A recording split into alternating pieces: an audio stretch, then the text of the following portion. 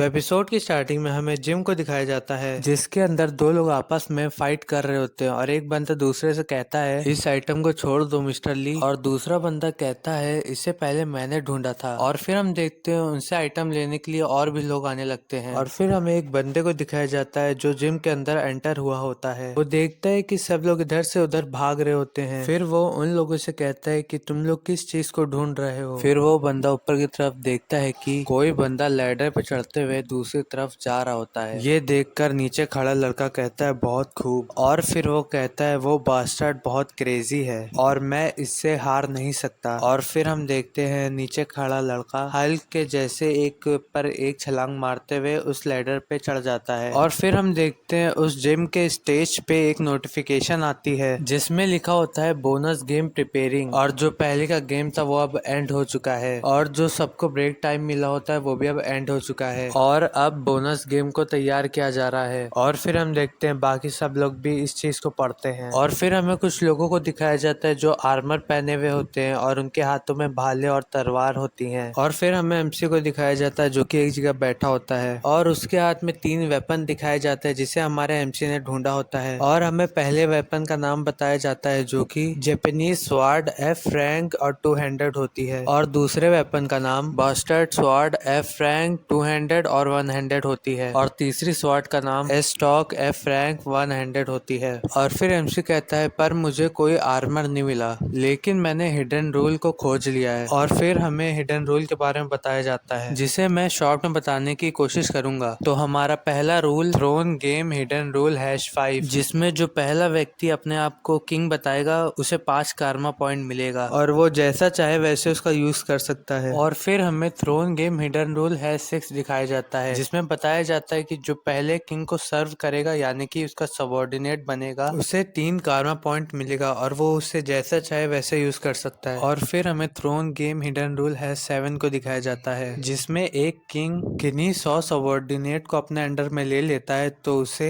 10 कारमा point receive होगा और वो उसे जैसे चाहे वैसे यूज कर सकता है। और फिर हमें थ्रोन गेम हिडन रूल #9 को दिखाया जाता है जिसमें एक पर्सन किन्हीं 5 बंदों को मार देता है और एक इनेट स्किल से अवेकन हो जाता है तो उस पर्सन को एक किंग के जितना राइट मिल जाता है यानी कि पावर मिल जाती है, लेकिन उसका संबंध किसी भी किंग के साथ नहीं होता और वो बिना सबॉर्डिनेट का किंग होता है यानी कि इसके पास कोई जनता नहीं होती, और उस किंग को 30 फ्री कारमा पॉइंट मिलते हैं और वो किंग इसका जैसा चाहे वैसा यूज कर सकता है। इसके बाद हमें थ्रोन गेम हिडन रूल #15 को दिखाया जाता है। इसमें बताया जाता है कि जब एक किंग विदाउट सब्जेक्ट यानी कि बिना किसी लोगों के जब अपने थ्रोन पे बैठता है तो उस पर्सन को रैंडमली एक वेपन मिलेगा जो कि डी रैंक या उससे भी हायर होगा। और फिर हमें हमारे एमसी को दिखाया जाता है जो कि सोचते हुए कहता है जो करंटली गेम चल रहा है वो बोनस गेम है, और फिर एमसी कहता है जो थ्रोन गेम है वो कुछ और ही है। फिर हमें बताया जाता है कि हमारे एमसी ने हिडन रूल को यूज करके गेस किया होता है और वो समझ जाता है कि जो ये थ्रोन गेम है वो ऐसा गेम है जहाँ लोग अपने आप को किंग बताएंगे और वो हर तरफ से सबॉर्डिनेट कलेक्ट करेंगे क्योंकि वो थ्रोन पा सके।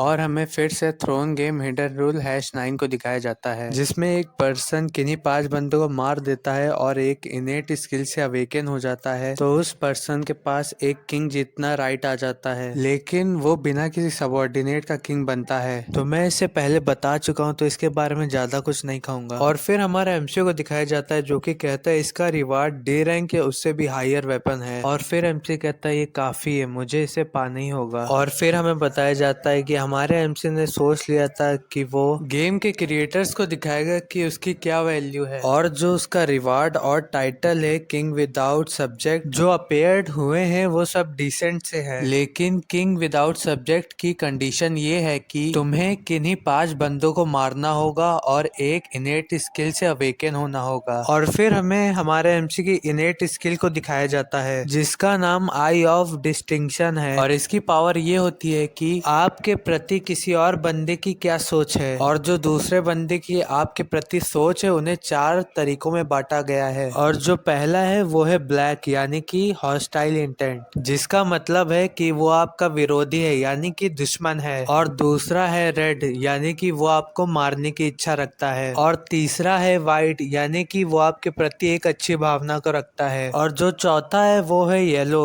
यानी कि वो आपके प्रति मरने के लिए भी तैयार है। और फिर हमें बताया जाता है वो रेड और ब्लैक चमकीली लाइट जो बाय हिंसुंग से निकल रही थी, जिससे वो अलग लग रहा था, वो इफेक्ट था आई ऑफ डिस्टिंक्शन का। और जो पहले हमारे एमसी ने बाय हिंसुंग की आंखों में देखा था वो हॉस्टाइल ब्लैक और किलिंग रेड इंटेंट था जो बाय हिंसुंग में से निकल रहा था। और फिर हमें बताते हैं कि एक ऐसे समय जहां कोई ये नहीं जानता कि दूसरा उसके बारे में क्या सोच रहा है, वहां पे ये स्किल एक अनरिवील्ड स्किल है। और फिर हमारे एमसी को एक लाइट चमकती हुई दिखती है और फिर हम देखते हैं वहां पे एक क्यूब जैसी लाइट चमकने लगती है और देखते देखते वहां पे खूब सारे बॉक्स आ जाते हैं। और फिर अचानक से एक नोटिफिकेशन आती है जिसमें हमें बताया जाता है बोनस गेम आइटम हंट। और उसके पहले पॉइंट में बताया जाता है कि ये एक गोल्डन अपॉर्चुनिटी है पाने की एक ई रैंक आइटम को, और आपको ड्रॉप आउट पे आइटम मार्क करके दिखा दिया जाएगा। और दूसरे पॉइंट में अगर ड्रॉप आउट मर जाता है तो वो पर्सन एक ई रैंक आइटम में बदल जाएगा। और तीसरे पॉइंट में अगर एक ड्रॉप आउट किसी को मार देता है तो उन ड्रॉप आउट पे लगा मार्क हट जाएगा और उन्हें कार्मा पॉइंट भी रिसीव होगा। और फिर हमें वहाँ खड़े लोगों को दिखाया जाता है जो कहते हैं ड्रॉप आउट कौन। और फिर अचानक से सब लोग उस बॉक्स की तरफ देखने लगते हैं और फिर हमें उस लड़के को बंद उस बॉक्स में दिखाते हुए बताया जाता है पहले तो ये एक पजल की तरह उलझा हुआ था, लेकिन धीरे धीरे इसकी मीनिंग समझ आने लगी। और ये वो लोग थे जिन्होंने आखिर तक फाइट नहीं करी और अंत में ये लोग क्लासरूम में बच गए थे। और उस बॉक्स में खाली वो लोग थे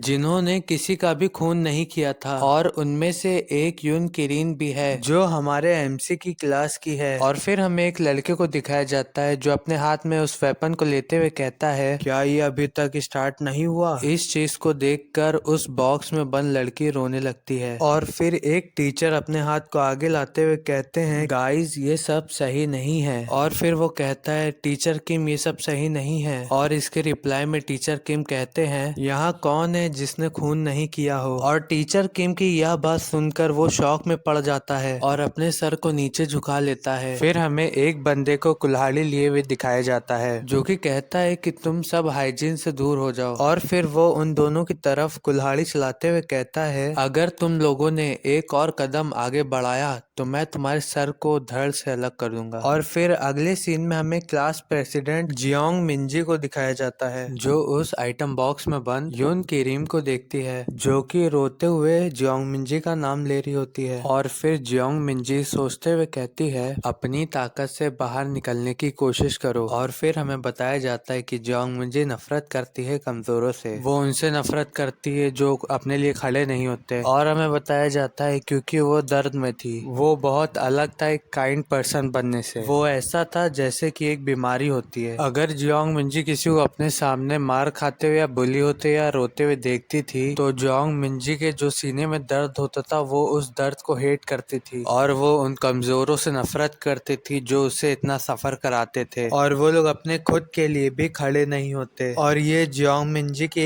एक ऑनेस्ट फीलिंग है, लेकिन वो कभी किसी को परेशानी में देखकर अपनी पीठ कभी नहीं दिखाती है और वो अपने इस पार्ट को नफरत करती है। लेकिन यहाँ पे ऐसा कुछ नहीं है जो वो कर सके। और फिर जियोंग मिंजी उन लोगों को काउंट करने लगती है जो लोग यून किरीम को घेरे हुए होते हैं, और वो लोग टोटल 6 लोग होते हैं। और फिर हम देखते हैं वो आइटम बॉक्स धीरे धीरे गायब होने लगता है। तो भाई आज का एपिसोड नहीं तक था, अगर आपको जरा सा भी पसंद आया तो लाइक करें और अगर आपने सब्सक्राइब ना किया हो तो उसे भी कर ले। मिलते हैं एक नए एपिसोड के साथ।